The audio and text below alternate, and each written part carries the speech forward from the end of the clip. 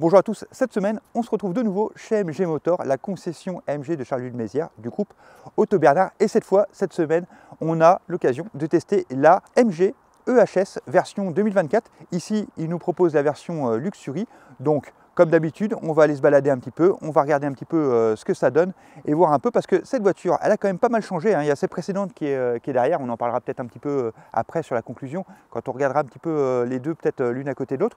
Toujours est-il qu'elle a quand même pas mal changé par rapport à sa précédente, plus grande, plus spacieuse, une motorisation qui a quand même beaucoup évolué, aussi bien dans sa méthode que son fonctionnement. Donc on va voir un petit peu tout ça et puis on s'en fera une petite conclusion et voir un peu ce qu'on en pense. Et surtout les amis, mettez un pouce bleu, abonnez-vous, mettez un commentaire, c'est super important pour la chaîne. Merci beaucoup. Voilà, on a fait une petite balade avec ce MG EHS 2024. On s'est promené un petit peu et on s'est posé toujours dans cet endroit, moi j'aime bien, au milieu de la forêt. Bref, comme d'habitude, on va se faire un petit tour extérieur, un petit tour intérieur, coffre, place arrière, place avant, et on va regarder un petit peu l'infodivertissement avant de rendre le véhicule. Et je dois vous dire que j'ai déjà quand même quelques petites choses à dire, et pour une fois, je ne vais pas être aussi positif que d'habitude sur la MG, parce que il y a quelques petits trucs, déjà rien que sur les 5 minutes où j'ai conduit là, où je ne suis pas complètement fan, mais on va attendre la conclusion pour se faire un avis général dessus. Bref, ici, motorisation, on va déjà commencer un petit peu par là. Avant toute chose, on a un 1,5 litre turbo dans cette voiture de 143 chevaux. Sur ces 143 chevaux, on a une partie élec qui est de 184 chevaux, ce qui nous fait un cumul de 272 chevaux. Ce qui nous en fait une voiture qui est quand même assez intéressante au niveau puissance. Pour vous dire aussi que c'est un gabarit qui est quand même assez important. Elle est quand même beaucoup plus grande, un peu plus grande quand même que la précédente EHS. Et puis au niveau motorisation, ils précisent aussi sur leur site qu'il y a un générateur de 150 chevaux.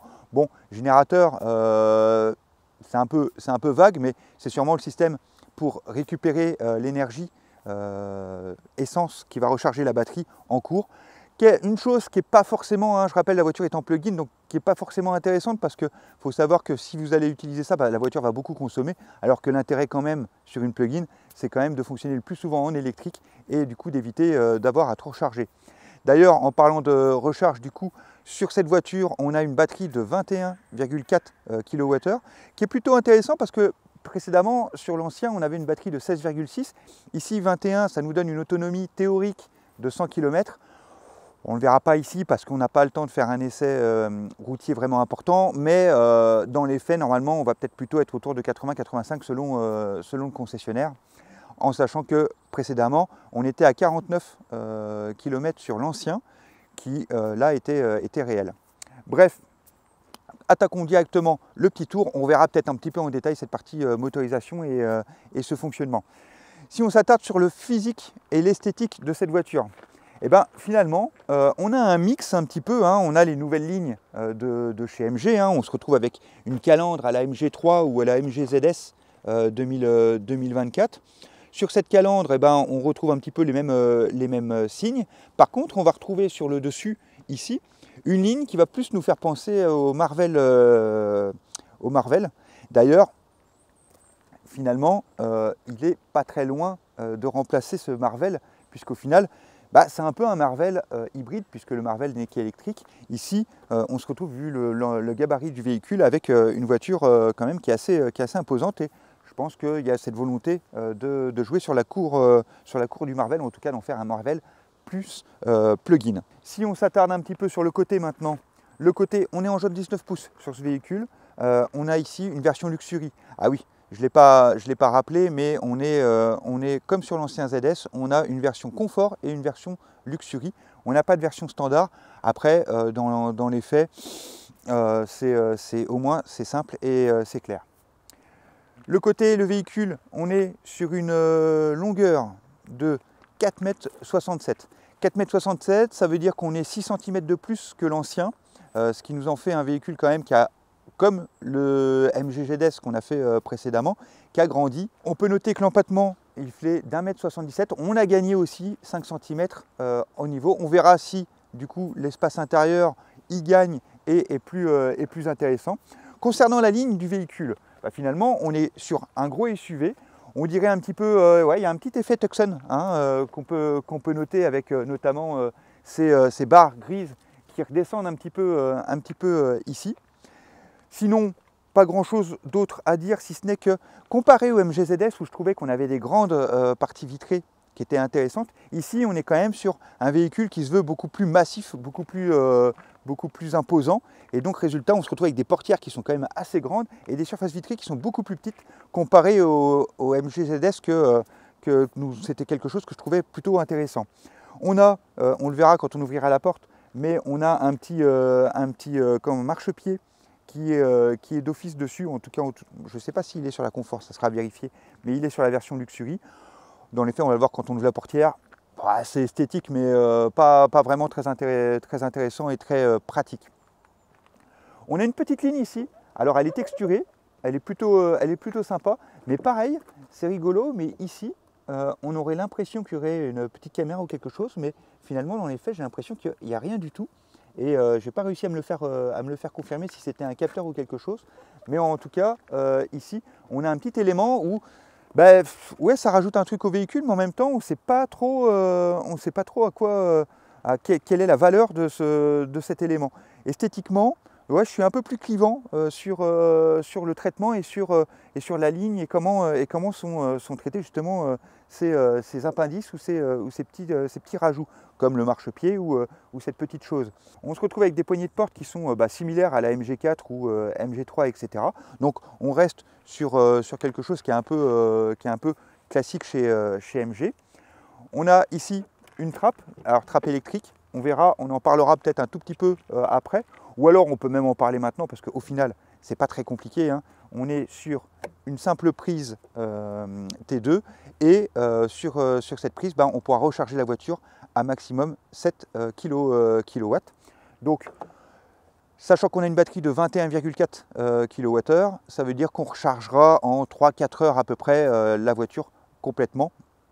Ça reste quand même intéressant, hein, une autonomie quand même qui est, encore une fois théorique, à vérifier, mais de 100 km, ça fait quand même un véhicule qui peut rouler la majeure partie du temps en électrique, et ça c'est plutôt vraiment bien vu, surtout que la consommation va se ressentir, étant donné que c'est quand même un beau bébé. On parlera de la partie essence un tout petit peu plus tard, on va partir sur le côté arrière. Sur le côté arrière, pareil, on se retrouve avec cette bande ici, de lumière, on a quand même ce côté Marvel, hein, c'est vraiment un mix en fait entre un ZS MG3 et un Marvel où on retrouve ces lignes. Alors on a ce côté un petit peu tranchant ici qui lui donne un petit côté un peu plus sportif sur l'arrière, mais encore une fois, je trouve qu'on est dans quelque chose d'assez simple et d'assez commun. Il n'y a pas quelque chose qui me fait un petit waouh que j'avais eu plus sur le MGZS par exemple. On va juste faire le tour de ce côté-là. On a la trappe à essence qui se trouve de l'autre côté. Alors, trappe à essence, on était sur un réservoir sur l'ancien modèle de 37 litres. Ici, on est sur un réservoir de 55 litres. C'est plutôt intéressant parce que ça veut dire qu'on a une autonomie du véhicule de plus de 1000 km, 1000 km environ. Donc ça, c'est plutôt pratique pour les longs trajets quand même. Ça veut dire qu'on a la possibilité de voyager confortablement avec cette voiture et de pouvoir ne s'arrêter que très peu de temps. Allez, on attaque directement le coffre. Coffre où on dispose d'un haillon électrique. Alors ça, c'est plutôt sympa. Hop. Si on regarde ce coffre, alors ce coffre, on a des choses à dire. Là, je suis un peu dubitatif. Alors, on a une plage arrière qui est un peu qui est flexible, hein, et qui se rentre tout simplement comme ça. Donc ça, c'est pratique pour le côté rangement, etc. Mais quand on regarde ce coffre, étant donné qu'on a les batteries qui se trouvent en dessous, et ce coffre, il n'est pas si grand. Alors, du coup, on n'a pas de profondeur, donc la hauteur de chargement, ça, elle est facilitée. Mais si on regarde cette profondeur, par rapport au gabarit du véhicule, on a un coffre qui est quand même pas si grand que ça.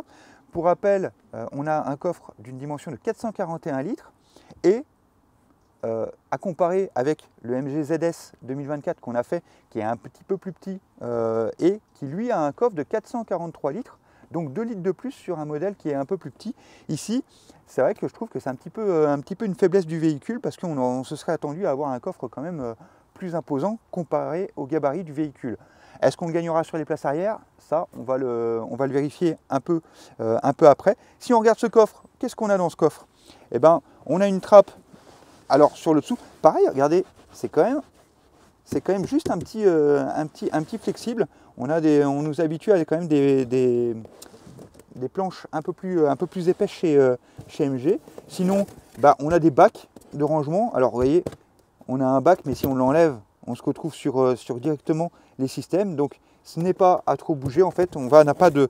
Et c'est vrai que ça, du coup, si on regarde, je vais retirer ça. Et si on regarde, voilà, ah bah oui, on a la batterie et puis une partie de. Enfin, la batterie 12 volts et puis un autre système de la partie électrique. Donc en fait, cette partie-là, clairement, elle n'est pas du tout amovible. On n'a même pas de double fond comme on a sur l'AMG ZS, etc. C'est vrai que là, pour le coup, ce coffre, eh ben, il ne me vend pas du rêve. Il nous vend pas du rêve. Et c'est un peu... ouais, c'est une petite déception déjà sur le véhicule. Sinon, on a des petites pochettes sur le côté qui sont assez grandes mais et assez profondes avec un petit filet. On a, ben oui, je regarde, mais on n'a même pas les habituels, hein. On a souvent maintenant les petits crochets qui se trouvent ici pour pouvoir accrocher des choses. On n'a même pas ces crochets sur la voiture. Donc, point de vue modularité, etc., en tout cas sur la partie coffre, eh ben, je ne la trouve pas très intéressante. Et du coup, il y a encore une chose qui est un petit peu dommage, c'est que regardez, du coup, la pochette avec le câble de recharge du véhicule, bah finalement, il est obligé de prendre une place dans le coffre, puisque finalement, il n'y a pas vraiment la place en dessous de pouvoir le mettre. Regardez. Ah, allez.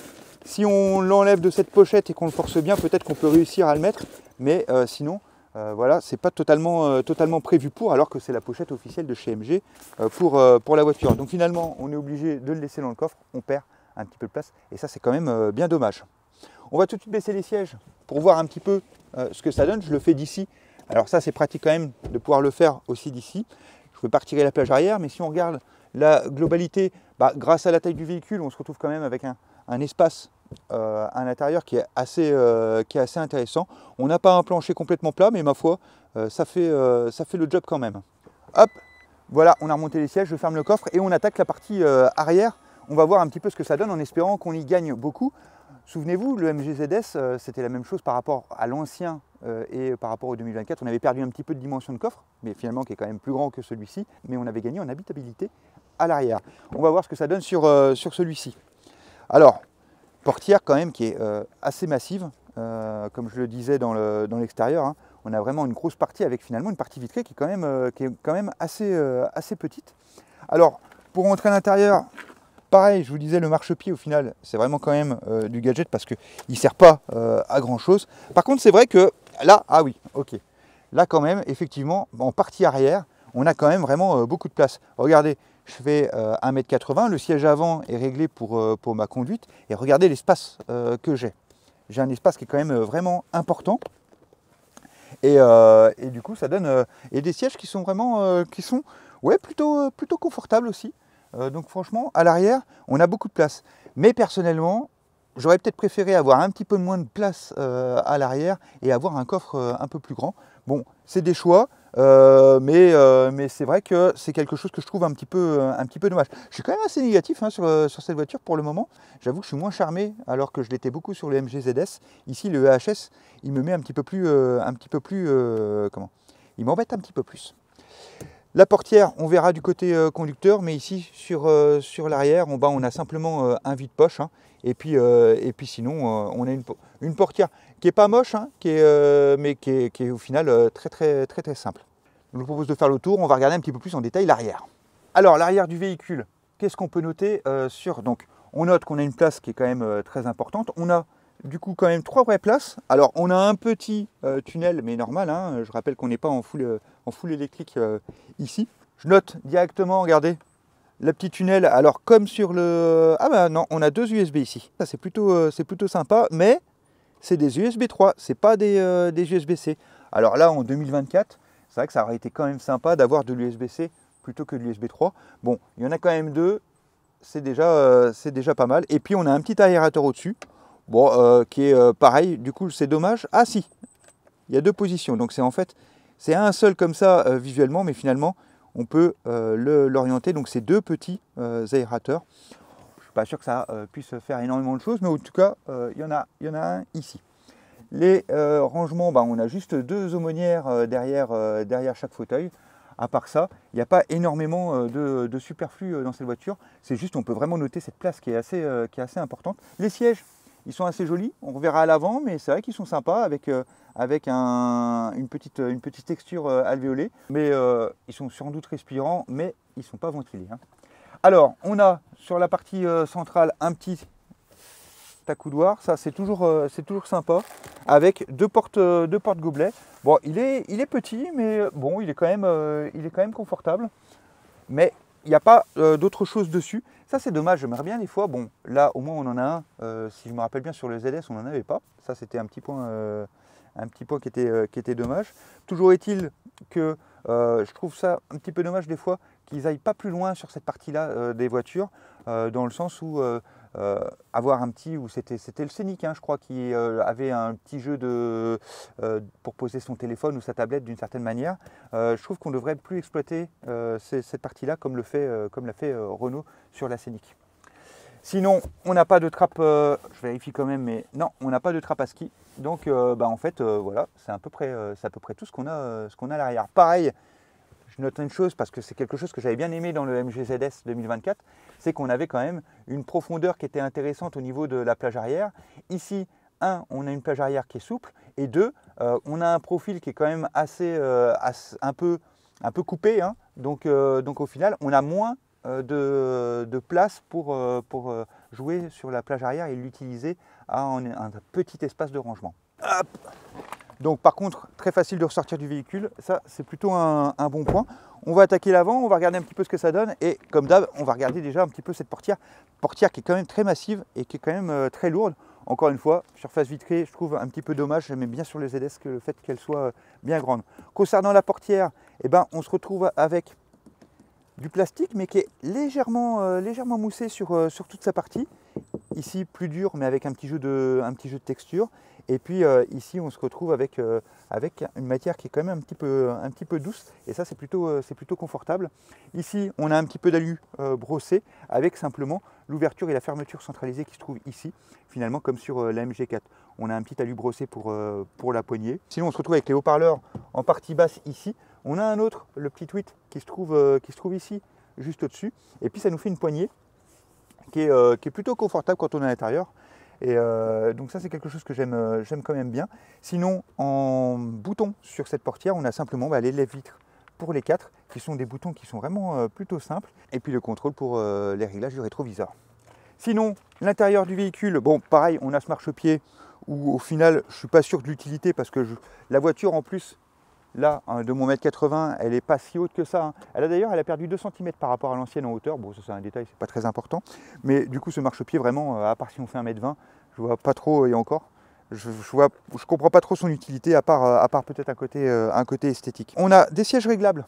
Alors ça, c'est quelque chose que je trouve sympa, c'est que, réglable électriquement, encore une fois, que sur le passager, malheureusement, ça c'est classique chez MG. Mais celui-ci, on a des mémoires de forme, enfin des mémoires de position. On le verra dans le menu, mais on a 3 positions qu'on peut paramétrer et régler. Ça, c'est plutôt un bon point parce qu'on ne l'a pas sur la MG ZS. Et c'est vrai que quand on est plusieurs à l'intérieur du véhicule à l'utiliser, c'est sympa de pouvoir avoir ces pré-réglages. Si on regarde ces sièges, ils sont quand même bien enveloppants, ils sont plutôt confortables et ils sont plutôt assez mous. Ça, je trouve que c'est vraiment un bon point, un bon plus. On va rentrer dedans, regarder un petit peu complètement l'intérieur du véhicule. Alors, c'est ce que je vous disais là, on est bien maintenu sur le siège. Donc ça, c'est plutôt bien vu. On a une impression d'espace parce que c'est quand même un grand véhicule. Et du coup, je vous propose de faire le tour de l'autre côté et qu'on regarde un petit peu plus en détail cet intérieur.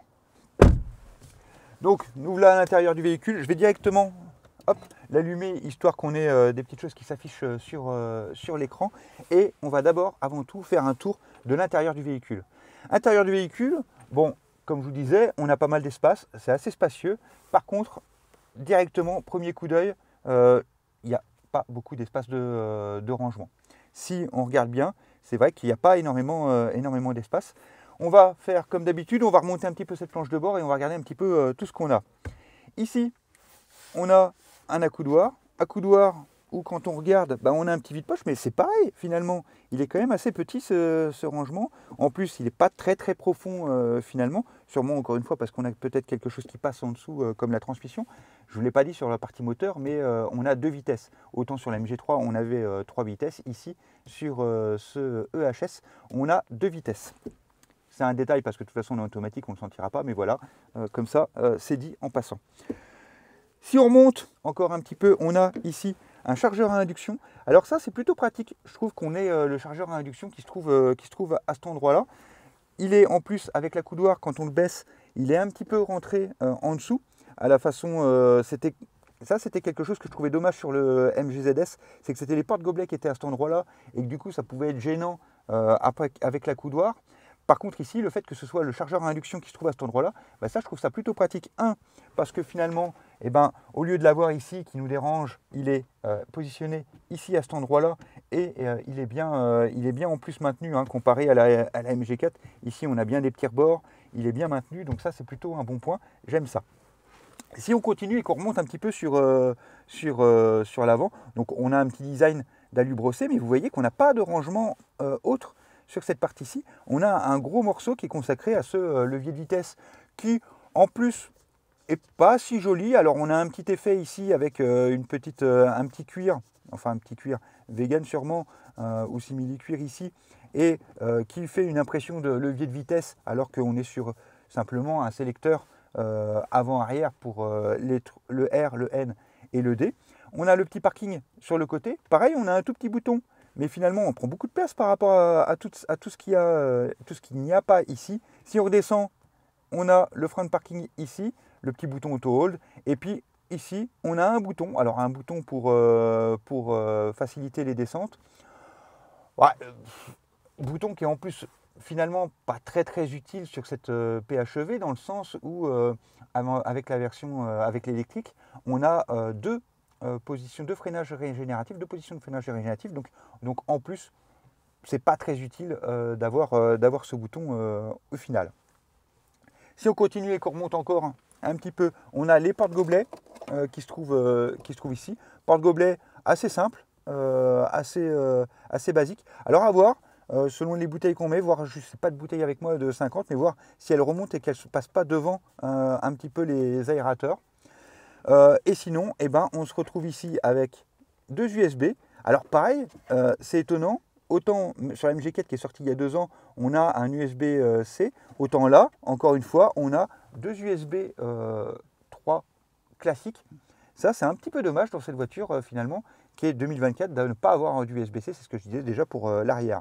Autre chose qui est un petit peu dommage, toujours pareil chez MG, on a le CarPlay et l'Android Auto, mais seulement en filaire. Donc on sera obligé de connecter un câble sur ce port ici pour avoir le CarPlay ou Android Auto sans fil, à moins qu'on passe par un petit boîtier comme je vous ai déjà présenté par le passé, qui personnellement pour moi fonctionne toujours très bien dans MG4 et j'en suis très content.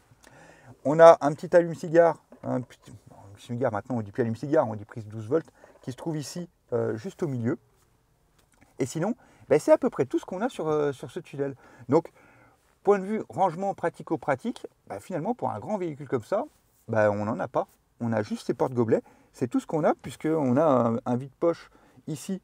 En fait, c'est le seul vide-poche qui se trouve sous l'accoudoir, qui finalement en plus est quand même assez petit comparé même à celui de la MG3, qui est pourtant une toute petite voiture. Donc point de vue rangement, vraiment un peu déçu parce que pareil, ici sur le dessous, des fois on a un peu de rangement, mais là encore une fois, on est sur quand même une thermique hybride PHEV, mais une thermique quand même. Donc on n'a sûrement rien ici qu'on puisse trouver comme emplacement pour pouvoir ranger. On va se retrouver avec une boîte à gants qui est pas super jolie quand même. Hein. Bon, elle nous offre un petit peu d'espace, mais le fait que ici elle déborde un peu, et regardez, vous voyez, elle est fermée, et là je bouge comme ça, ça donne pas une impression vraiment très top. Je trouve que vraiment comparé à, alors peut-être que je suis tombé amoureux du MG ZS 2024, mais comparé au MG ZS 2024, ce EHS. Je suis quand même beaucoup moins fan de ses prestations de rangement et d'habitabilité pour la vie quotidienne à l'intérieur du véhicule.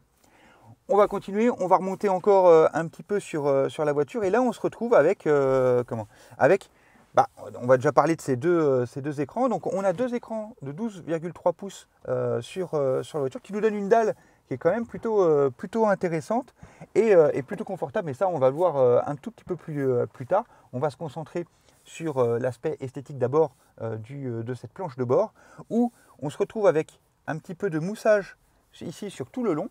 Et d'ailleurs, on a une petite série de boutons. Alors, il y en a un petit peu moins que d'habitude ici qui se trouvent. Et alors, il y a une chose que je trouve un petit peu dommage par rapport à ces boutons, c'est qu'au final, pareil, on est installé en mode en position de conduite et en train de conduire. Et j'aurais préféré qu'ils se trouvent les boutons un petit peu plus sur le bord ici, parce que finalement, là, le fait qu'ils soient en retrait, l'accessibilité, vous voyez, si je tends le bras, j'arrive à accéder au bord. Par contre, aller chercher les boutons, c'est un petit peu plus ennuyant. De même que la planche de bord, pareil, elle est peut-être un petit peu loin parce qu'encore une fois, dans ma position de conduite, je vais pouvoir accéder un petit peu plus difficilement si je veux rester au fond de mon siège aux différents menus. Donc ça, c'est peut-être une petite chose que je trouve un petit peu dommage. Si on regarde sur le côté ici, on a une surface qui est plate et au final on a juste deux lignes de traits, mais on n'a pas grand-chose esthétiquement, je trouve, qui vraiment porte de l'intérêt. Une petite LED, ça aurait peut-être été sympa. Après, on est chez MG, alors encore une fois, on est sur une économie au niveau du prix, etc. Donc, on ne va pas pousser beaucoup plus loin. Mais une petite LED ici, ça aurait peut-être été sympa. On a des aérateurs qui se trouvent de chaque côté. Et ça, c'est plutôt sympa. D'ailleurs, ici aussi, il y a l'aérateur. Alors, petite chose que je trouve quand même un petit peu dommage sur ces aérateurs, c'est que regardez, des fois, on a toute cette partie qui peut bouger. Ici, non, on se retrouve juste avec ces positions-là, mais par contre, la partie supérieure ici est fixe. Donc, on ne va pas pouvoir l'orienter complètement facilement du haut en bas. Après, à voir à l'usage si c'est réellement gênant ou pas pour l'afflux d'air. Autrement, petite chose aussi qui est un petit peu dommage, c'est que comme sur le MG ZS, ils ont décidé de faire l'économie sur le toit vitré. Donc, on n'a pas de toit vitré sur cette voiture. Dans toutes les options possibles, on n'en a pas.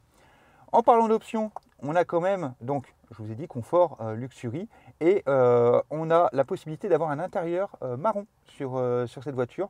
Ça, à voir ce que ça donne, mais ça peut peut-être être sympa et donner un beau visu. Une option qui sera facturée quelques centaines d'euros, je crois même, je ne vais pas dire de bêtises, mais je me demande si c'est pas 690 ou quelque chose comme ça. Et bien sûr, on a les options de couleur, sinon le reste, on a tout dedans. Ah oui, petite mesquinerie aussi, c'est la seule MG où on n'a pas de volant chauffant disponible, même sur la version Luxury. Alors ça, c'est une petite chose qui est un petit peu dommage. Je ne sais pas pourquoi ils ne nous ont pas mis le volant chauffant, alors qu'on est sur le même type de volant que sur la MG ZS. Donc, il aurait été tout à fait possible d'avoir le volant chauffant. À savoir pourquoi est-ce qu'on ne l'a pas sur ce véhicule, et ça, c'est quand même une question qui serait intéressante de poser à MG, parce que c'est un peu étonnant. Je vous en profite du coup pour vous prendre et pour vous emmener, pour vous montrer un petit peu la partie justement volant, même s'il n'est pas chauffant.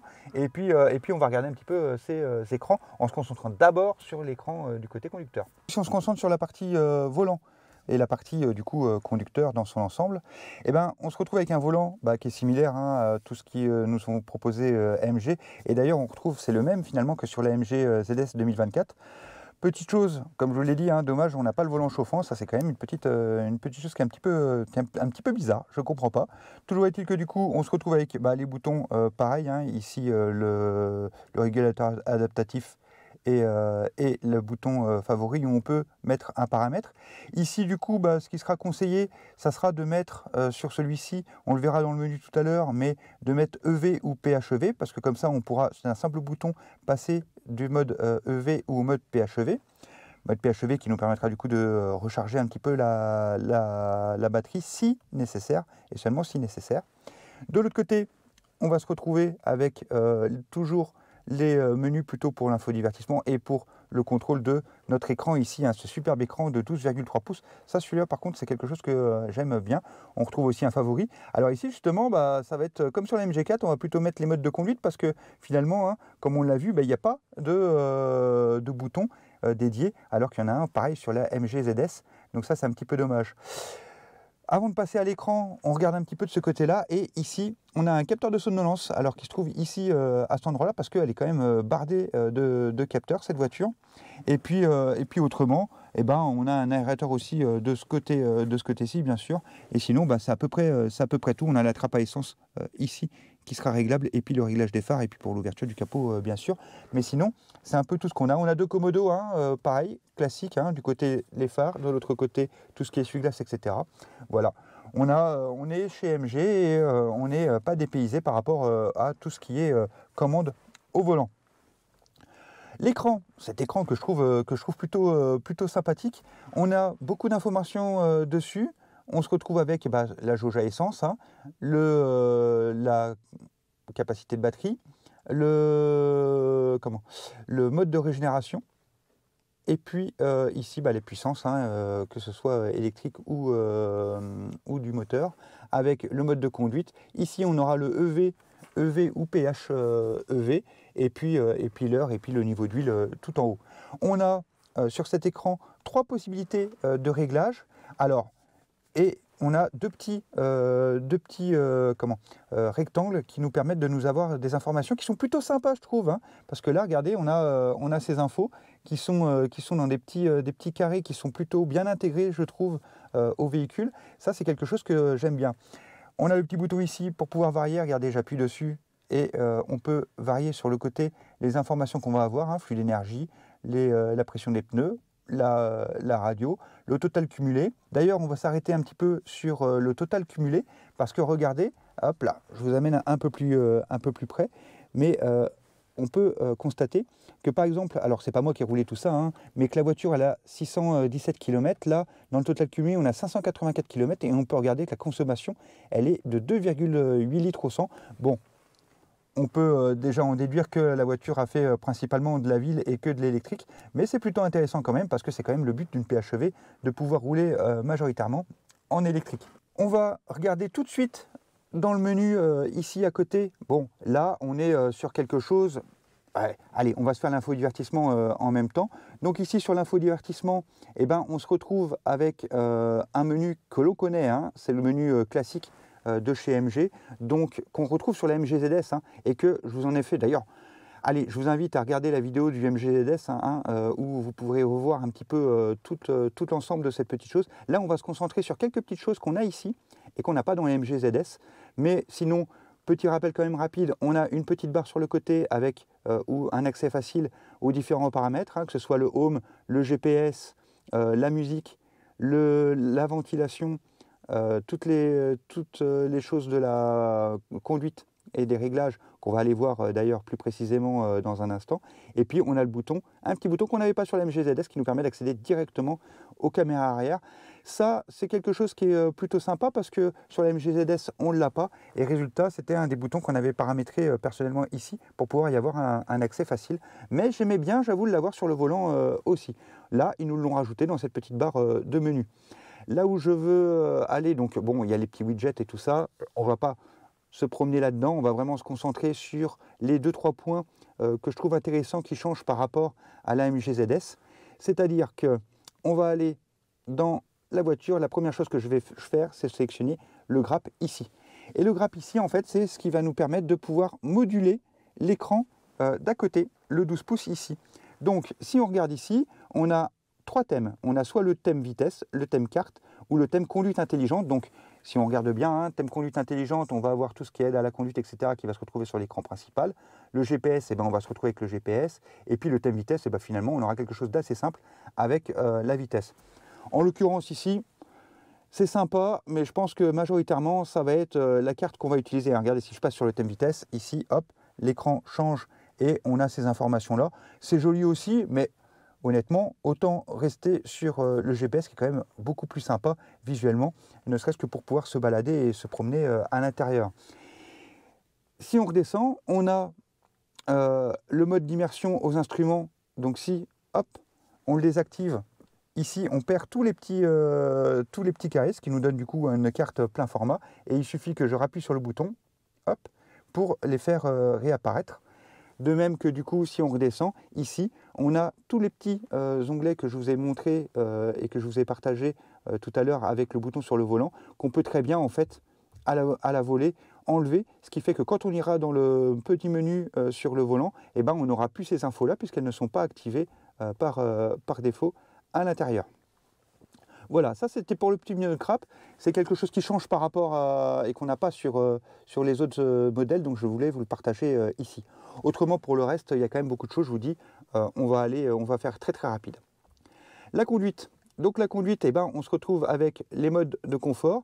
Je vous rappelle du coup ici qu'on a un frein régénératif fort ou faible, donc on peut le choisir. On peut aussi régler du coup ici la source d'alimentation EV ou HEV. Ça, c'est plutôt sympa. En l'occurrence, on peut le paramétrer sur un des petits boutons sur le volant. D'ailleurs, même le freinage régénératif, on peut le mettre si jamais. À nous de choisir ce qu'on veut mettre sur ces deux boutons. Contrôler l'électronique de la stabilité, ok. On peut régler la direction. Et puis bon, on a un mode remorquage. Voilà, ça c'est plutôt simple sur la conduite. Je trouve que c'est plutôt pratique. Le menu est assez clair et assez simple. Commodité. Alors là, c'est là où c'est sympa aussi, c'est qu'on va avoir, ce qu'on n'a pas sur les autres modèles, c'est qu'on a la mémoire de position du pilote, où on va avoir la position 1, 2 ou 3, et c'est là qu'on va pouvoir régler notre siège et nos rétroviseurs pour que quand on rentre, on choisisse directement notre position par rapport au profil. Donc si on est plusieurs conducteurs, ça c'est plutôt sympa. Ensuite, on a des petites options pour les arrivées, etc. Pour trouver la voiture, ça c'est quelque chose qu'on a plutôt un peu partout. Il y a le haillon. Alors le haillon, on peut choisir la hauteur d'ouverture du haillon entre faible, moyen et élevé. Ça c'est quelque chose qui peut être pratique, surtout si vous avez un plafond qui est assez bas. Eh ben, on va peut-être plutôt le mettre sur faible pour éviter de pouvoir de toucher le plafond quand on va ouvrir le haillon électrique. Du coup, on peut le mettre d'ailleurs en main libre si on veut être tranquille. Voilà, donc ça c'est. Et puis là, on a, comme je vous disais, les petits boutons personnalisés. Le MG Pilote, c'est là qu'on va retrouver tout ce qui est aide à la conduite, etc. Donc là, il n'y a pas grand chose de nouveau. Alors il y avait une petite chose que on m'a conseillé et qu'il fallait, c'est la surveillance de fatigue du conducteur et la surveillance de la distraction du conducteur. Alors ça, c'est une petite chose qu'on n'avait pas avant. Et donc en fait, celui-ci, il va nous faire remarquer si jamais on est trop longtemps à regarder l'écran du tableau de bord, et il va nous mettre une alerte pour nous signaler qu'on a trop les yeux sur l'écran et pas assez sur la route. Alors, à voir dans l'usage, on va le laisser activer, voir en conduisant un petit peu si ça se produit. Bon, en l'occurrence, on ne va pas faire un grand trajet, nous, là, donc ça ne va pas arriver. Mais à voir si c'est gênant ou pas à l'utilisation. Sinon, c'est quelque chose qu'on peut désactiver. Mais encore une fois, ça sera quelque chose qu'il faudra désactiver à chaque fois. Donc ça, c'est un petit peu embêtant. Le grab, du coup, on avait vu. Hein, et puis, on a simplement le statut du véhicule. Il y a un autre petit point donc, où on va revenir sur le menu. J'aime bien ces petits widgets ici. D'ailleurs, on a la climatisation où on a les sièges chauffants, mais encore une fois, comme je vous le disais, on n'a pas le volant chauffant sur cette version Luxury. En plus, donc ça veut dire qu'on ne va vraiment pas l'avoir sur cette voiture. Ça, c'est vraiment quand même un petit peu dommage. Une petite chose qu'on n'avait pas sur le précédent EHS, c'est la gestion de la charge.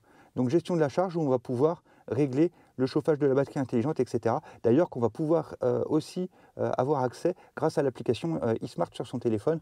Et ça c'est plutôt bien, on va pouvoir aussi allumer le chauffage, etc. Et donc ça c'est quelque chose qui est plutôt sympa.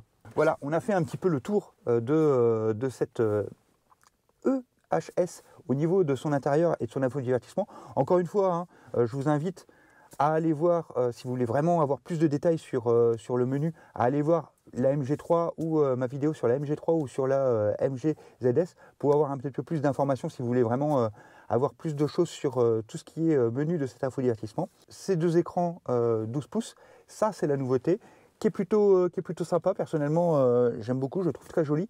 Et si je dois faire un résumé de cet intérieur, finalement c'est la chose qui est pour moi le plus intéressante.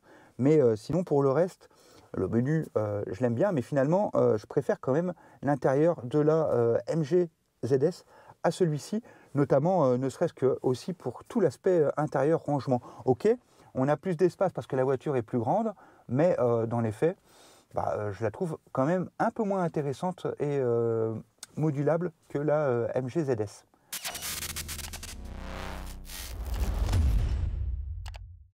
Bon bah c'est parti, on va se mettre en route. Donc j'ai allumé la voiture, j'ai le pied sur le frein et j'actionne ce gros levier qui est quand même assez imposant sur le D. Et c'est parti, on va rouler et on va rentrer vers la concession pour faire la conclusion. Hop, caméra 360, donc on active le clignotant. Je trouve qu'il s'est coupé quand même assez vite quand on met sur la MG4 ou sur les autres MG le clignotant, il nous active les caméras et il nous les laisse quand même un petit moment le temps de démarrer. Ici on actionne le clignotant et finalement dès qu'on a commencé il se coupe directement. Ça c'est peut-être une petite chose que je trouve un petit peu dommage. Ah tiens, et ben justement il vient de me mettre le message comme quoi je regardais pas assez la route parce que j'étais en train de vous regarder, donc il me met l'alerte comme quoi je suis pas assez en train de regarder la route et du coup il s'arrête pas et là je trouve que ça c'est peut-être bon, je vais le laisser là. Ça y est, il s'est enfin arrêté. Je vais le laisser là parce que c'est notre petit moment d'essai, mais à mon avis ça sera quelque chose à déconnecter aussi assez régulièrement.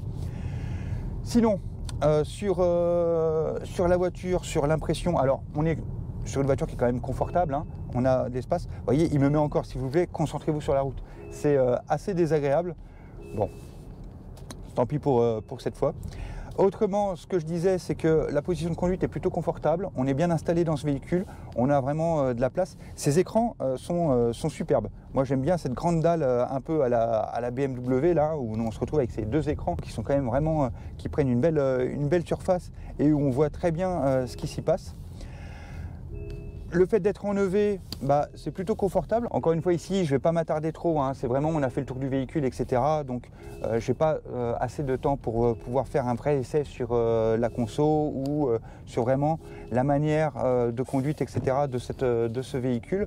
Toujours est-il qu'on a un véhicule qui est quand même assez massif. On a quelque chose dans les mains, il se conduit bien. J'ai noté aussi que sur l'accélération, on était... on a une bonne voiture qui accélère bien. Je rappelle qu'on a quand même 184 chevaux en électrique avec en puissance cumulée 272 chevaux si on se met en hybride, en mode hybride. Donc la voiture avance bien. À savoir que quand on met, je ne vais pas vous le faire, mais quand on est en mode hybride, on est quand même sur une traction. Résultat des courses, dès qu'on accélère, on a quand même les roues avant qui vont avoir tendance à patiner. Donc encore une fois, ce n'est pas fait pour faire des accélérations fulgurantes, on n'est pas sur une voiture sportive, mais c'est vrai que si vous êtes tenté de vouloir faire des grosses accélérations, vous allez avoir les roues avant qui vont quand même patiner. En sachant d'ailleurs que du coup, on va avoir un 0 à 100 en 6 secondes 8. Ça, c'est un peu comme sur le précédent. Bon, pour un véhicule aussi gros comme ça, c'est pas si gênant. Regardez là, on a la caméra qui s'est activée, hop là, et qui s'est activée. Donc je peux varier entre les trucs, mais on n'a pas un 360 où on va pouvoir bouger la voiture complètement. Donc ça va nous permettre de simplement avoir, voilà, comme sur la ZS, la manière de pouvoir voir un petit peu ce qui s'y passe. Hop. Et vous voyez, comme je vous disais, j'ai à peine démarré. Hop, et elle se retire un petit peu trop rapidement à mon goût. Alors peut-être qu'on peut le régler la longueur où on veut que ça reste ou pas. Ça c'est quelque chose que je n'ai pas regardé dans les menus. Alors on vient de s'arrêter. Je vais me mettre en marche arrière, ce qui va nous donner la position les caméras arrière. Et je vais faire ma petite marche arrière où je vais aller, hop là, me garer juste à côté. Hop. On peut voir d'ailleurs la voiture en transparence avec l'autre MG ZS qui est d'ailleurs de la même couleur rouge, et on a l'ancien modèle qui est juste à côté. Hop. Donc on va peut-être pouvoir juste faire un petit jeu où on va aller à l'intérieur des deux pour regarder. On a fait un peu moins de conduite sur cette vidéo aussi, mais je trouvais ça intéressant aussi de vous montrer par rapport à l'ancienne et qu'on regarde un petit peu les deux véhicules l'un à côté de l'autre. Alors voilà, on est de retour à la concession MG, on a ramené ce EHS 2024. D'ailleurs, on se retrouve juste à côté de l'EHS précédent. Donc on peut voir, bon, on ne va pas faire le tour par rapport à l'esthétique, etc. du véhicule et de voir les différences. Par contre, on peut s'intéresser un peu plus quand même, et on va parler 2 secondes un petit peu des motorisations, hein. Autant on a quand même une évolution, hein. Ici, je vous rappelle, on a un 1.5 turbo couplé avec, à l'électrique, avec un générateur. Ici, sur la méthode et sur la façon de conduite, ceux qui étaient habitués à l'ancien ZS vont quand même voir des différences en passant au nouveau, dans le sens où, pas ZS, pardon, EHS, vont quand même voir des différences au niveau de la conduite, hein. L'ancien EHS, il avait un mode électrique qui fonctionnait au début. Dès qu'on accélérait trop et qu'on passait les 2000 tours, il était quand même assez bruyant, etc. Et pas très confortable dans l'écoute du véhicule. Ici, sur le nouveau EHS, eh ben, franchement, c'est beaucoup plus fluide. On a une partie électrique qui va fonctionner jusqu'à même plus de 130 km/h facilement. Et donc, on a un confort de conduite qui est quand même grandement amélioré par rapport à la version précédente concernant la motorisation. MG a fait de gros efforts et fait de gros efforts dans son développement électrique et arrive vraiment, hein, on l'a vu sur le ZS et sur la MG3, où ils arrivent à faire des bons compromis sur ces hybrides plus. Ici, avec ce PHEV, eh ben, ils jouent aussi sur leur technologie et ils arrivent assez bien à nous proposer un produit au final qui fonctionne plutôt bien et qui a un bon confort, une bonne maniabilité et une bonne efficacité dans sa consommation. Je vous invite à venir un petit peu, on va juste regarder vite fait l'intérieur un petit peu des 2 véhicules. Déjà, il y a une chose, hein, malgré que le nouveau EHS a pris 6 cm de plus, quand on regarde les 2 véhicules l'un à côté de l'autre, bah, finalement, on a quand même deux véhicules qui semblent avoir à peu près la même taille. Il faut dire qu'on a un arrière qui est peut-être un petit peu plus prononcé. En fait, l'ancien, c'est quand même plus sur la MG3, alors que l'arrière, peut-être que finalement les prochaines MG3 et ZS auront plus un physique qui ressembleront à cette EHS. Dans tous les cas, il nous donne une impression quand même un peu plus robuste et un peu plus moderne. Si on regarde l'intérieur de cet ancien, ben, vous voyez, c'est vrai qu'on est sur quelque chose quand même d'un peu plus vieux, hein, avec cet écran, etc., ce levier de vitesse. On a quand même une impression d'être dans un véhicule beaucoup plus ancien de ce côté-là, alors que quand on compare avec le nouveau EHS, on a quelque chose d'ultra moderne avec ce double écran, etc. D'un point de vue habitabilité, c'est vrai que si on avait quand même un tout petit peu plus de rangement dans l'ancien, hein, même si ce n'est pas des masses non plus, mais c'est vrai qu'on a quand même un tout petit peu plus de rangement que nous propose l'EHS. Ça, c'est quelque chose qui est un petit peu dommage. Alors du coup, on se fait une conclusion sur ce véhicule, sur l'EHS 2024. Alors personnellement, eh ben, je suis un peu sceptique. C'est la première fois MG que je teste où je suis beaucoup moins enthousiaste que sur les autres. Finalement, moi, je lui donne pas mal de reproches. Et je ne sais pas si c'est le fait d'avoir testé la MG ZS un petit peu avant, mais en fait, la MG ZS m'a beaucoup plus convaincu que cette EHS. Pourquoi? Parce qu'au final, l'EHS, on va parler déjà de l'habitabilité. Habitabilité, si on parle le coffre, la ZS, on a un coffre un peu plus grand par rapport à cette EHS, où on a un coffre un peu plus petit, ce qui est paradoxal puisque cette voiture est plus grande.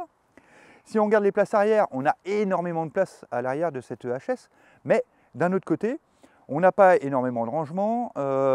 À quoi ça sert d'avoir 20 cm entre ses genoux et le fauteuil avant, alors que dans la ZS, on était déjà, qui est un peu plus petite, confortablement installé.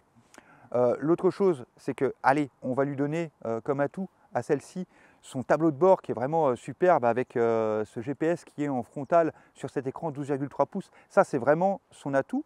Mais encore une fois, si on se concentre sur le reste, eh ben, on a moins de rangement, elle a moins de praticité. Donc, elle fait plus grande, mais en même temps, elle est quand même beaucoup moins, au quotidien, beaucoup moins agréable que la ZS. Donc, je suis un peu mitigé. Ok, c'est une bonne évolution par rapport à l'ancienne EHS, ça c'est sûr. Elle a bien progressé à tous les niveaux comparé à sa prédécessante.